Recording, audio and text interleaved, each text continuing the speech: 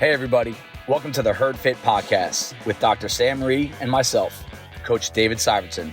This podcast is aimed at helping anyone and everyone looking to enhance their healthy lifestyle through fitness, nutrition, and most importantly, mindset. Coach Dave Syvertsen, I'm Sam Rhee. This is our coach Adam Ramsden. We are going to talk about something that I think is extremely relevant both for life and for athletic performance, resiliency and toughness. And I love Dave's prep talk. It was the ever-present struggles of pursuing progress, staying healthy, eating right, recovering well, and balancing it with life. That's so great. Yeah, I think that this is one of the hardest things about CrossFit, because if you are in this for years, which we've all been, and a lot of our family, friends have been, it's a fight. It is such a long hike, and it's not because of just the workouts are tough, muscle ups are hard, and lifting is hard, and burpees are tough. We have lives, and it's probably easier for me, or it should be, because this is my livelihood, so I'm around it all the time. And I've always said this, when I'm around people here, it makes me more motivated. So whether it's working out or living healthy, if I was only here for an hour a day, and then I disappeared, that was 4 or 5 days a week, that means I would be spending the majority of my time outside of here around other people. And not to be disrespectful to anyone else, but the people that come here, we are different. We're not better, but we're different. Just the way we live our lives compared to the general, in terms of how healthy we are. We feel bad if we worked out twice this week and had a cheat meal, where people eat cheat meal or bad food every single time. Every time I go to King's to get my food after I leave here in the morning or afternoon sometimes, and there's always a line on Godwin Ave going to Wendy's and Burger King. I'm like, what? And it makes me angry. What are you guys doing? But those are normal people. So that's what I mean. Well, that's where I was 15 years ago. And hey, I'm in college. That's where I was all the time. I ate probably 5 meals a week there, and it's just normal, and it's cheap, and it's easy. So I bring that up because we balance our lives, our families, our other hobbies, our relationships with something that's pretty hard to do that needs constant attention. We talk about this all the time. You cannot just come here and work out and then forget about health. It won't work. It's just not going to work. And so you need to as you take this to the next level, you're talking about, what am I eating before? What am I eating after? What did I eat 2 days before the big workout, right? That kind of stuff starts, or how much am I stretching? How much money am I spending on treatment? And eating healthy can be expensive. And then there's all the logistics, the planning. And sometimes, I'm guilty of this, I just want easy. I don't want to have to spend more time thinking and planning stuff out. And I think that's where it turns off a lot of people. But again, the topic of this is being resilient and tough. Swing it all the way back down into the gym now, and use those life concepts, and how do we take the resiliency and toughness in the gym and then expand it out. And have that go the other way. So let's talk about some of the workouts we do here. We say this, one of the greatest things about CrossFit is you are going to get humbled either every time you come here, or even if you feel like you're a monster with a lot of things, you're going to get humbled. Yeah, so CrossFit workouts are tough. Yeah. They're difficult. Yes. We know that. We encounter that. So what can we do as athletes to be tough, to be resilient, to look at a workout and be like, holy snakes, I really don't want to do this. Oh man, maybe Adam could have better words than me, but I'm big on the suck it up mantra, or stop thinking about the moment. That's something I'm always trying to tell myself. This morning and yesterday morning, I had a hard time just getting my butt up and getting over here. And you not think about just the moment. And I think that's something we'll talk about that you can apply to your outside life. But what do you think? Yeah, I think one of the things we see, especially in the gym, is that people come in here with an end goal. They say, okay, I want to get in shape. That's the goal. And you spend the first year, and we usually see around 18 months is when people start to hit those plateaus. They're getting into that shape. And then the people that survive that little portion, you realize that there is no end goal. You're never going to get to where you're fully in shape and you don't have to work out anymore. You don't have to take care of your health anymore. It's just going to be a lifelong process. And the question is, what are you willing to sacrifice, and are you willing to live with that? And if you're willing to sacrifice what you are sacrificing for whatever your goal is, then there's no excuse to not doing that. But if you're willing to live with the sacrifices that you're going to make, and whether it's that person that's going to Wendy's 5 times a week, if they're willing to sacrifice their health for that, they got to be able, and they don't have excuses as to, oh, why am I getting sick all the time? Why am I not feeling good? Why is it a struggle to do anything? So I think you have to put that into perspective of, you're going to have to make sacrifices. The question is, what are you willing to sacrifice? And is it going to be worth it for you down the line 6 months when you say, okay, was it worth giving all that stuff up? Then I think that's, that's the way to go. Great point. I think I was thinking about how mentally tough applies to the athletes that come to the gym. And I was wondering, is the chicken and egg. So is it that the people that are mentally tough to begin with show up, they like, wow, this is really tough, and then they gravitate towards it? Or is it possible for someone who's not particularly mentally tough to come in and be like, develop mental toughness? I think if you don't have any mental toughness whatsoever, you're going to avoid everything. Everything that's easy is where you gravitate to. And there are a few people in my life that I've experienced that will always go that pattern. Yeah. But I think there is a great range of mental toughness that people have. And I think that CrossFit is one of those places that if you have some mental toughness when you get here, if you have none, forget it. You won't last a week. But if you have some and you get here and this challenges you and you're like, this is something that I can get into, it's tough, it's appealing to me, then, but when I first started, I was not particularly mentally tough about a lot of things in the gym. Balls. Yeah, like No, I complained mightily. My attitude was awful about certain things. So I want to touch on how come that changed, and my initial thought would be, it's a big part of who you're spending your time. Aren't there some people here that you related to? Maybe like it's not vocal, but once you start getting to know people, or you just start observing. Like I'm big on observing. Like I can sit in a room and watch people all day and go write a book about that class, whether it's the coach, the athletes. And I remember when I started at CrossFit Hoboken, I used to go there like 20 minutes early, and I always wanted to watch the class before me. Just watch them do the WOD. So I always tried to time it. And I would watch a couple of people that I could relate to, whether they're my age, whether they're my ability level, whether they did what I did for a living. And I just watched them. And I'm like, I'm big on if they can do it, I can freaking do it. You know, like I've always thought that. Do you have, and you could say who it was, do you, either one of you guys have people that when you got here, you gravitated towards just observing them? And did that help you become more tougher?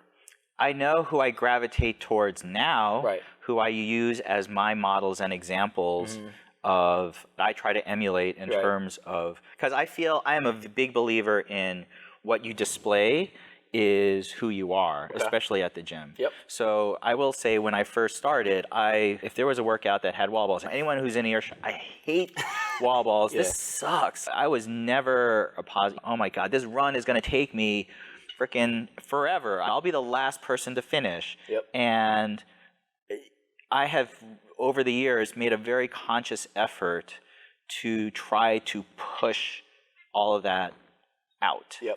Even if you're thinking it internally or you're trying to push it out externally? Both. Okay. I try to say, listen, it's a workout and I suck at it, so I need to get better at it. So that's, even if I'm like, this sucks, that's my mental mantra to myself. And it was really funny because I will tell you that I had a throwback. So I was doing one of the ACOG WODs. And I had someone who was next to me, and it was the last one, the overhead squats at 165, with a high box. And the person next to me was very well-meaning and trying to be encouraging, but said exactly the stuff that I did not want to hear, which was, dude, you're doing the same weight as Dave? That's not right. 30-inch box? And isn't that your body weight that you're lifting? And man, I don't even think I could get 3 reps of this. This is crazy. Like, didn't you just work out like 3 days in a row? And all of those were like, thank you. That's exactly what I'm not trying to put in my head right now. But that was exactly what mirrored my thinking. So your internal voice got basically trumped over by an external voice. I think that was really where I was thinking probably a couple of years ago. And now it was like, because I just try to come in with it like as an empty vessel, like, this is the workout. Gotta do it. I'm going to do it. I'm going to give it my best effort.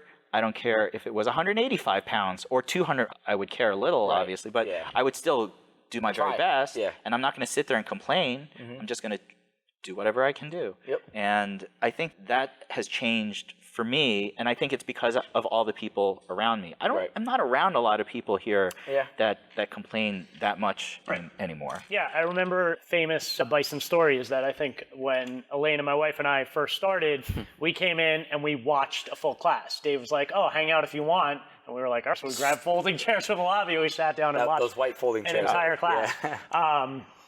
And I remember seeing these wide range of athletes in the class, some that were stronger in the workout, some that weren't, and they were all struggling together. And I think that community, it was just like a light turned on that when you're around other people that are willing to go through the same experiences that you are, that changes your mindset and how you approach things. How do you manage stress if you're around other people that are in the thick of it with you, whether they're scaling the workout or RX plusing the workout? You're all getting the same stimulus, you're all working hard, you're all coming in with the same goal in mind of getting better every day. That just changes the way you approach things in and out of the gym. You know? I think one of the biggest things that we can do every day is stop complaining, especially about the things we can't change. It's raining. Freaking what? So I'll tell you a quick story about that. Yesterday's workout, we did the 3-hero mash that had Jerry, Jason, Omar. But it was a fun workout. They liked it, and there wasn't high volume, but there were 2 separate 800-meter runs, and it was pouring. And everyone, like, you're talking about the workout, and then you could tell there's a few people like, all right, what's the scale for the run? What's the scale for the run? And I did say, and I was like, honestly, guys, if anyone has anything physically going on, you don't need to run. We'll come up with a movement sub for you. But especially with it being Hero Week, like, if you can run, go run. And then it's sometimes, I know for a fact there are a lot of people that ran yesterday that did not want to. And they would have taken the movements up. But everybody went through the same thing. It was cold, too. It was like 45 degrees. Yeah, it's freezing. And they all go out. And honestly, I loved it. Not from the person that was inside dry the whole time, but it got me fired up. That these guys are like established adults with careers and families, and they're successful, and they're smart, and they're fit, and nobody would have judged them if they didn't run. But they took on this almost responsibility. No, I'm going to go run. And I think they enjoyed the run because they were doing it together. It was a partner workout. So you at least had one person next to you, but you're not doing it alone. And that was like my main point is even if you do struggle with, whether it's confidence, I think a lot of people here struggle with confidence more than they do toughness. I don't like questioning people's toughness because of a workout. There's a lot of things we do in our life that require a lot more toughness than a freaking 30-minute workout. So I do think people have innate toughness that you just never see it here because I think it's more confidence, or they feel lonely, right? And like sometimes I don't like doing things by myself either. But if I have someone next to me, I'm much more willing to do it. Does that mean I'm not tough? Maybe. But I think that a lot of our personal toughness here comes from what other people are experiencing. A lot of people did not want to go run yesterday, but they went through it, so it made you do it. Now you are going through this like toughness progression, if you will. So like the way you're talking right now, it's, hey, I no longer complain about wall balls and a long run. I just come in and do it. Someone's watching this, listening to this, and be like, I'm going to do that now because Sam did it. And then that person's toughness gets it. So someone did that for you. You're doing that for someone. I remember, I don't know why I remember this, but I remember you commenting on Facebook one time on Beast of Bison about, like, hey, like Matt, Y-Track, like someday I hope to be like you. It might have been like something with like muscle ups or something. But when Matt started, he couldn't do anything. Yep. And then he turns into a monster. When you started, like you were pretty good at a lot of things when you started, but there's a lot of things now you can do that you couldn't even think about when you started. Yep. And you don't get there by just showing up. You get there by showing up and putting in the work and being tough. And I think that you guys are 2 really good examples of someone that other people can see. Hey, if you're listening to this right now, watching this and being like, hey, I say the same thing every time I see wall balls that Sam was saying. Or every time there's overhead squats, like I know that that's what Adams used to say. That's what I'm saying now. And look at these guys now. I will say this. You were asking me who I'm respect or try to model myself, who I notice, there are a bunch of people, I'm not even going to name names, but there are people that, for example, come to Open Gym every Sunday. Yep. They're not the best athletes ranking-wise or performance-wise, but they're here every Sunday. They're low-key, they keep working on stuff, and nobody even really knows who they are, but I see them. I'll be here at Open Gym. She was working on her kipping chest to bars, or just pull-ups, or the bandit stuff. And they don't think people are watching, but I'm watching, other people are watching. It's inspirational. Yeah. And go back to what Adam said. I think the greatest point, like I've taken in, like I'm going through some stuff right now too. I've been here the longest. I'm trying to figure some of my stuff out right now with like the direction I'm going in. And the thing that Adam says, it stood out to me, and I want everyone, and you could apply this to the people that are here on a Sunday morning. What are you sacrificing? What are you willing to sacrifice? A Sunday morning? Isn't that usually everyone's morning? You don't have to go to work. You don't have to go to the gym. You get to chill. You could sleep in. You could hang out at home. Everyone's situation is different, I know, but generally speaking, that's the case. And that person you're talking about is here every single Sunday. And they're not even, it's one thing if you're really good at CrossFit and you put a lot of time into it, but these are people that are not even expecting to be awesome at CrossFit at all. They're just looking to better themselves. They're just trying to improve. And to me, that means more to me than, say, Matt Fraser putting in, he has a vested interest in being really good at this point. But like, how about all of us just hanging out on a Sunday, every Sunday, working on whatever movements we Skills are. And not even RXing it, just still scaling it, but still working on it. Like, that's awesome. That to me is mental toughness. And if we are talking about whether you can train mental toughness, I think we can all think of any athletes who, when they first started here, going through beginners, we said, okay, here's a kipping pull-up. Oh, I'll never be able to do a pull-up. Now we say, oh, a new movement is a 50-pound overhead walking lunge. Do they say, no, I won't be able to do that? No. Okay, what am I going to do to work up to being able to do that? So you're training that toughness, going from saying, I'll never be able to do it, being, okay, what's the progression?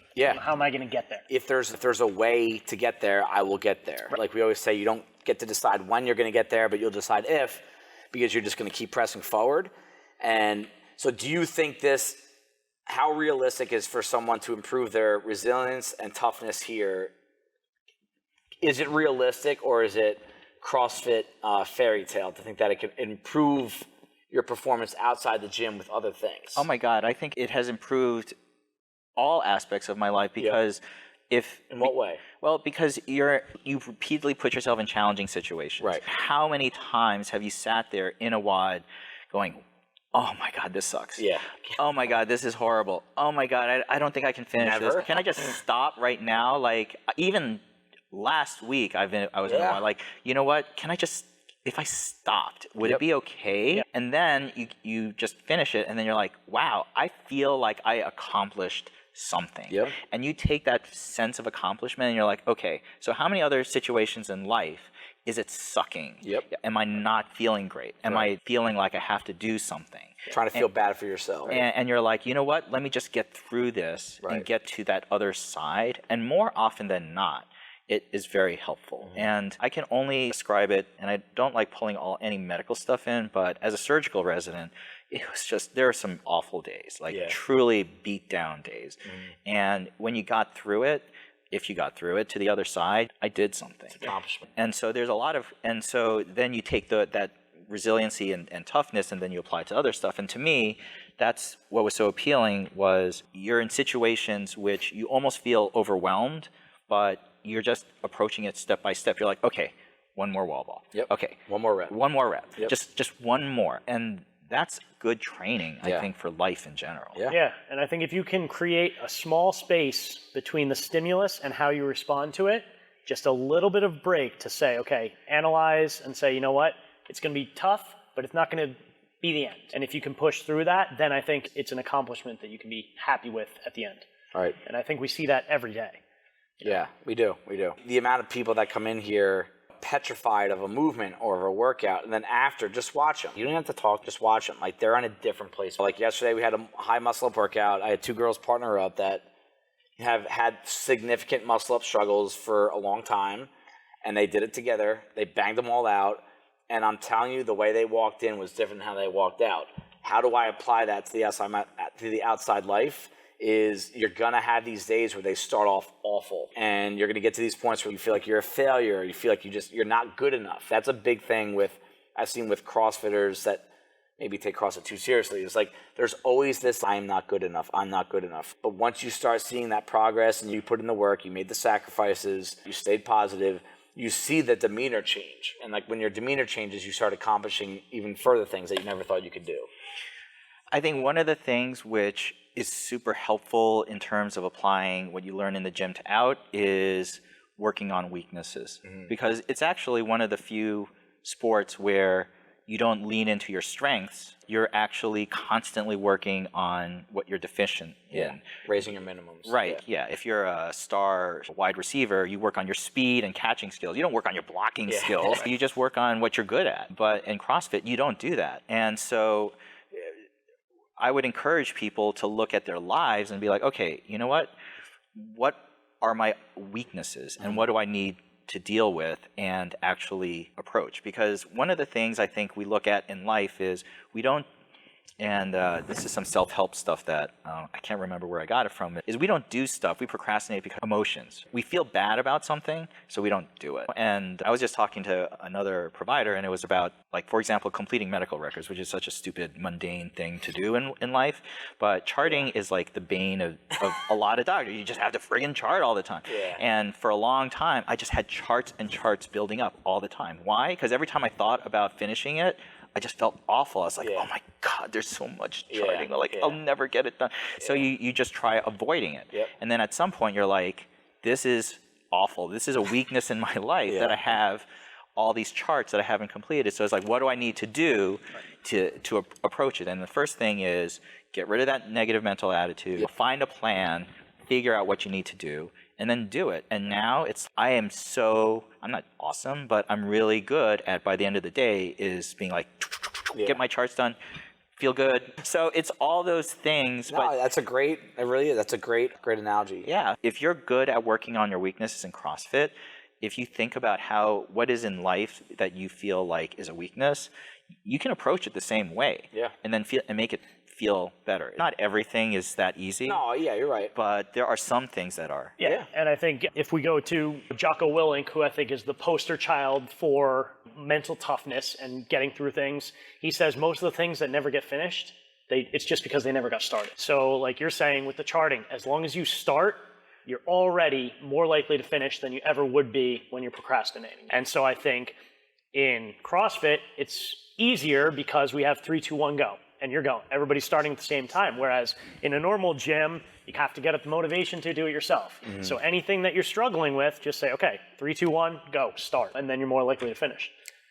So like another angle to that is how much has CrossFit gotten you comfortable with being uncomfortable? I think that's one of the biggest things. And you could keep it just fitness or you can go outside your life, but that's one thing that I really caught on to CrossFit early on is you're never going to be comfortable for an entire workout or an entire week's worth of workout. There's going to be this day or this part of the workout where like you are uncomfortable and you have to almost appreciate that time and know that it's helping you grow, where I think a lot of people keep that away, whether it's eating healthy, whether it's changing your lifestyle. Like you want to go for comfort. You want to go with eating your comfort food, watching your comfort TV show instead of living a healthier lifestyle, or you want your comfortable routine so you can only work out at this time with these people, but what if that time and those people don't work out for you a certain day? You just not go? I think that there's a lot of times where you accepting that discomfort is good for you is something that you learn in CrossFit, that the further you get into that, the higher your results become from here. That's where a lot of the plateaus come from, or perception of plateau. I think that's something that I see myself and other athletes could work on. Like, for example, you come to CrossFit and you have your favorite pull-up bar, and that's the pull-up bar you're gonna, well, you know what? I got to the point where I'm like, you know what? I don't care if I'm on that super high one. I'm gonna stack mats. It may not be as easy for me, but I'm just gonna do it because. And if the music is like the worst music ever, I don't care. I'm just gonna use it as, you know what? Let me see if I can actually work out with the worst music ever. Sometimes it's really difficult to push that stuff out. Yep. And We're there's not perfect on it. No, Like we don't ever want to come across as, yeah, we got the stuff figured out. Like we're working on it too. Yeah, there's definitely things that get to me all the time in the gym that bug me, that are distractions that I'm trying to push out. But I'm working at least on trying to not let those things affect me. And I think personally, I've gotten to a point where I seek out discomfort in some areas because I think it sets me up in a certain perspective for other things. Like we've talked about the cold showers and everything like that, which everybody's, oh, I would never do that. What are you doing? It's crazy. The way I look at it is this, is that if you're starting your day, what's the first thing that happens is the most awful thing that you have to do. You have to get out of bed, right? And then you go into a hot shower, it's comfortable, you're relaxed. What's the second worst thing you have to do during that day? Get out of the shower. So now you've started with two of these terrible things. All you wanted to do was stay in bed. All you wanted to do was stay in, that hot shower. Like me taking a cold shower in the morning, it's a reward for me to get done with that and accomplish that goal. And it's uncomfortable and it never gets more comfortable. But all of a sudden I have this mindset of, all right, I've accomplished something. I've gotten out, like that sucked, but it's over. I feel better. Now I'm energized. What's the next thing? Oh my God. You know what? I really hope someday to be as mentally Come tough on, you gotta to do that, because I will tell you right now, warm, hot water is one of the hallmarks of civilization. And not having it means we're living in the Stone Ages. And I like civilization right now. I know. So listen, I'm not saying never, but we live our entire lives in this 68 to 73 degree. Like, how often are you exposed to those extremes where you really have to struggle through? And then when you are exposed to it, a lot of people break down. Yeah. Like I see it here all the time. Like the second June hits and it becomes 76 degrees in here, people start freaking, where's the fan? And then those same people in November, the temperature goes down to 64, they're like sweatshirt, hats, Uggs, and what can you turn the heat on? And it turns into like you're programmed to any time something is uncomfortable, you have to complain. And how many times have we heard it? Get comfortable being uncomfortable. Yes. That's where you have to be. And if you're looking for improvements in the gym, outside of the gym, just make yourself uncomfortable. Toughen up. Yeah. I don't think you have to wear, He's trying to like go there. But I don't think that cold shower. I'm like, hey, let's take it easier. Yeah, this is off script. We gotta end the episode, right? We're running overtime. Let's not be cavemen here. But yes, if we can pick and choose occasionally things that we think we can push outside our limits. I'll say this. That'd be nice. nice. How you're saying this is like crazy, the thought, and I think he's crazy too. But this is how some people are with food. It's like the second you tell them, like he's saying, you know what? Stop chasing after your warm shower. Make yourself uncomfortable. Why don't you tell someone like, hey, stop chasing after Burger King or Wendy's or and eat something healthy? And then someone's response might be similar. It's saying, no, dude, like I like my comfort food. I like this unhealthy food. And maybe I'm not telling you to go take the cold shower. I'm not telling you to never eat processed food, but there might be something in here that you can figure out to make yourself a little uncomfortable that A, has health benefit, but B, if you want to become more resilient, which I think everybody, including us, could become more resilient, you're never going to stop that quest. Something like subtle, like what we're talking about, could really bring you closer to that step. I agree. I think one of the things that I did so long this time around was that reset challenge, and I extended it for literally 5 months almost. And it got easier. It didn't get easier, but the habits became so deep. Yeah. And now it's, I can almost, like, we still have all the junk food in the house for the kids, which they don't actually eat that often, but sometimes. Yeah. After every reset challenge before, I'd always go back in there. Yeah, right. And now I'm like, it's been so much better for me not to. Right. That it's like I could, but why? So it's similar. Like I just got done with the 5-day fast, no food for 5 days, and then 3 days you got to be really careful. And so now I'm 2 weeks out from starting it. I did a whole week of normal eating last week, and trust me, there are still habits like my late night dinner or your bored eating that you need to avoid, and it's really tough in the moment, and it makes me uncomfortable, and it sucks, and it brings up negative thoughts, and you feel bad for yourself. But the further you get into the routine, the easier it is. And I think that's one thing people don't understand. Like, you're uncomfortable here at the gym because you're pushing a little further than you normally used to. and it sucks in the moment, but then that becomes more natural.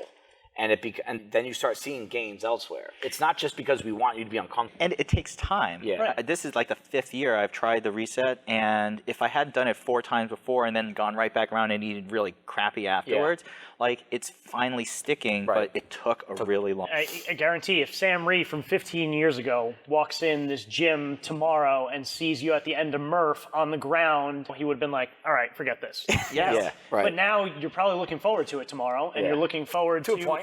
6 a.m. all for the rest of the week, getting up Absolutely. and starting your day, you know? Absolutely. And that's such a huge change that we don't see day to day. Right. But Right. if we could go back and see ourselves 5 years in the future, all of a sudden you're like, there's no way I could ever do those things. If you take Elena, like she's a 6 a.m. If I told her 5 years ago, oh, you're going to work out every day at 6 a.m., she'd look at me like I was crazy. Now she lives for it. And because you get comfortably being uncomfortable and you feel better having accomplished that. Yeah. You know what I love are the old pics. Someone just posted the Fat Owen pic again. Like, Classic. Those are so awesome because you just see Owen is literally one of the toughest guys Yeah, around. he's a tough dude. And to see where he was and where he is now, and the fact that he's a good enough sport that it allows people can laugh about it. Yeah, I can totally laugh about it. But you're right. It's you look at where people were, and now and it wasn't like he was instantly like, boom, like it took a long time. It took time. It took a long time. Yeah. And Took a lot of cold showers. no. Thank you, everybody, for taking the time out of your day to listen to the Herd Fit podcast. Be on the lookout for next week's episode.